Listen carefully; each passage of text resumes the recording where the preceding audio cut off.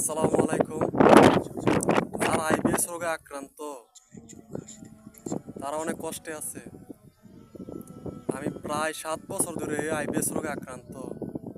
কোনো কিছু খাইতে পারি না, হজমের সমস্যা, গ্যাস্ট্রিকের সমস্যা, রাইতে ঘুম হয় না। এখন আলহামদুলিল্লাহ সুস্থ আছি।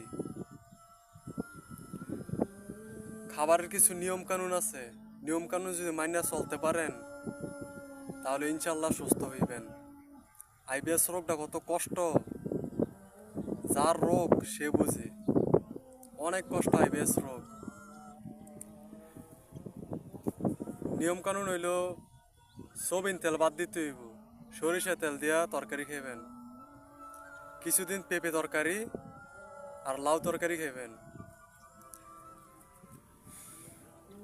কঠিন একটা রোগ আইবিএস রোগ। আমার 7 বছর ধরে আইবিএস রোগে আক্রান্ত আমি।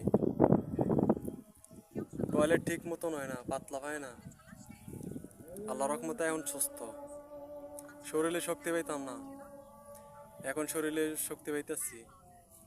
আলহামদুলিল্লাহ এখন সুস্থ আমি। যার আইবিএস রোগ আছে অনেক কষ্ট আছে। নিয়ম কানুন মাইনে চলবেন, সুস্থ থাকবেন। তৈলাক্ত জিনিস কোনো খাইবেন না। তৈলাক্ত জিনিস একদম বাদ দিতে হইব টোটালি।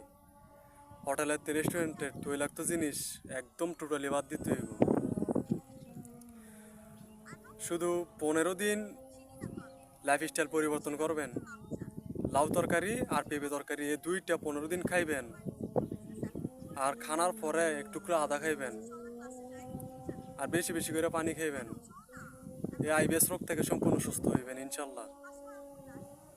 আরেকটা লিভারের ফাইল আছে, ইকটরন নেটে সার্চ দিবেন, ইউটিউবে সার্চ দিবেন, এই ফাইলটা খাইতে হইব।